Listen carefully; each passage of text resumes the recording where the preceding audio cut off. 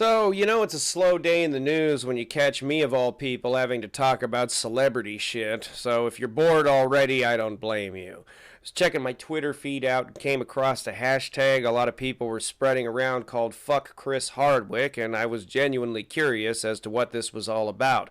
For those who don't know, Chris Hardwick is mainly known for being on a TV show called The Talking Dead.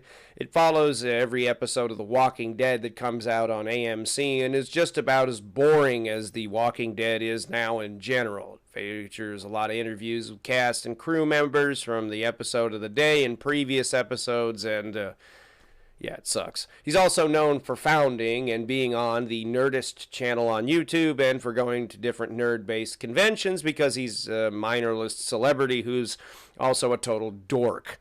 He's in a lot of controversy right now because his ex-girlfriend, an actress known as Chloe Dykstra, released a piece about him on a website called Medium, accusing him of sexually assaulting her, emotionally abusing her, and being essentially a controlling and manipulative psychopath.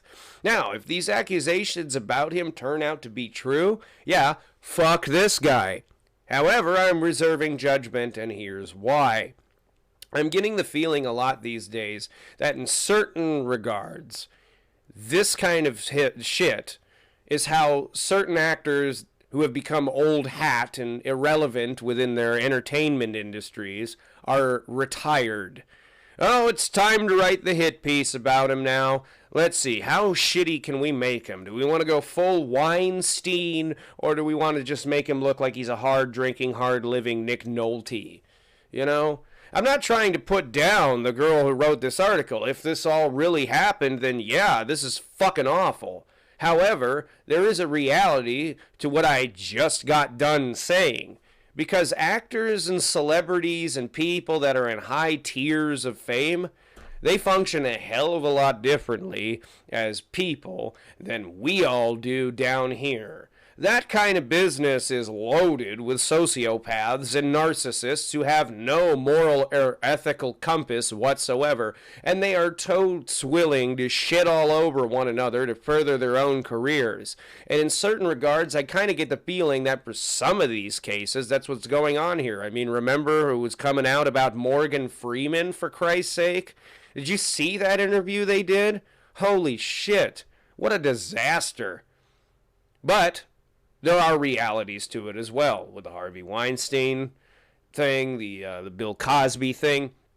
And I'm reserving judgment until evidence that this actually occurred surfaces. Something I wish the website the guy founded actually had done. Because it's already been scrubbed from it entirely. Even so much as being acknowledged as the website's fucking founder, the Nerdist Thing's founder. I mean, these kind of accusations absolutely just fuck people into the dirt. And they also get everybody up into a giant fucking cloud of just, oh my God, fuck you, fuck you, fuck you, fuck you. Immediately, you're the worst person who's ever lived. Well, did they have any proof that it happened? Why would you need to ask for proof? They're attractive. They're female. Why would they lie? And then we look over to Jodi Arias sitting over there in prison, stabbed her boyfriend 100 million fucking times. But people thought, oh, she couldn't do it because she's hot, until you saw that she was a sociopathic narcissist. Attractive people totally lie all the fucking time, because they know that there is an air of sympathy tied to attraction that they can exploit. Now, I'm not saying that's what's going on here, but it's something that I have noticed with a lot of these kind of cases that have popped up over the years, and it's just kind of rustled a few of my jimmies, so to speak, and I don't know how to feel about it. It just comes off to me as the way these people are retired in their business. It's time for you to go. We're going to make you look like you've fucked more kids in the ass than a kid, like a Catholic priest, even though you're a virgin. It's just ridiculous.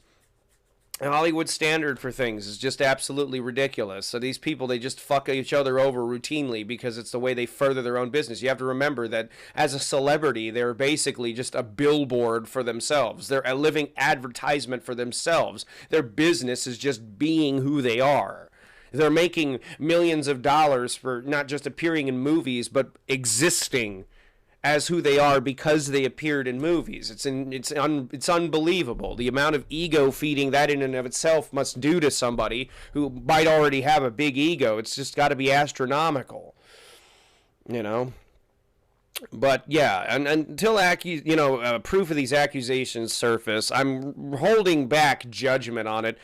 Also because, to be fucking frank with you, I don't fucking give a shit much about celebrity stuff. I really don't give a flying fuck much about that kind of shit, the entertainment business crap. I kind of reserve that for the lunatics you see routinely buying magazines like Star and shit in a checkout line at the grocery store.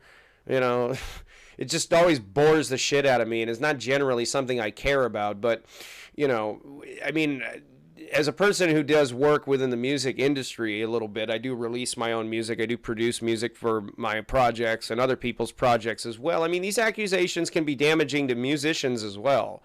They can be. They have surfaced over the years for certain musicians, and it just bugs me that, you know, this is the new way to retire people.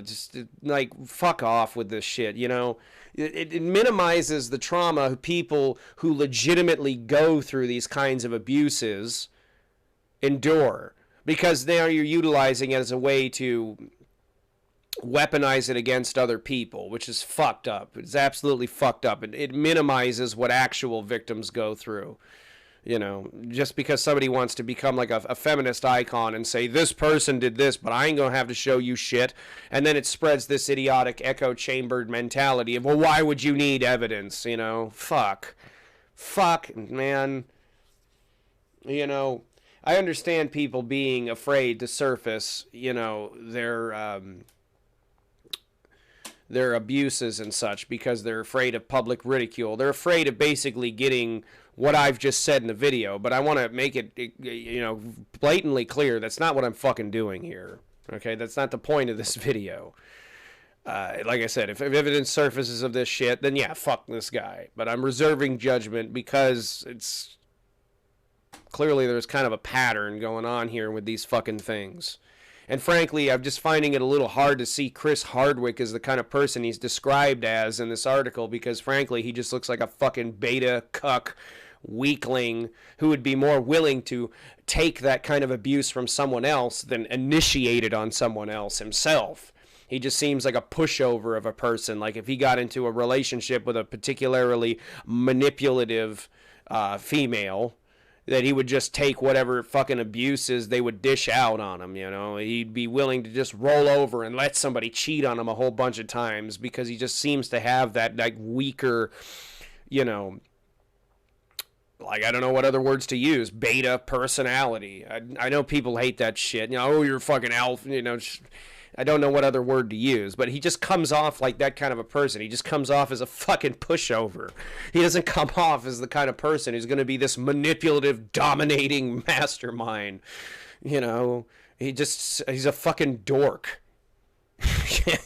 I mean, the guy got, you know, he on one of the episodes of The Talking Dead, the only one I think I ever really gave a fuck about at all, he broke down in tears at the end of it because during the filming of the episode, somebody came in and informed him that his dad fucking passed away, and he finished the episode out because it's a show that was done live. I don't know if it's done live anymore, but I remember at the time it was done live. And yeah, he had to basically hold that in the entire time, and he couldn't by the end of the show. He just broke the fuck down.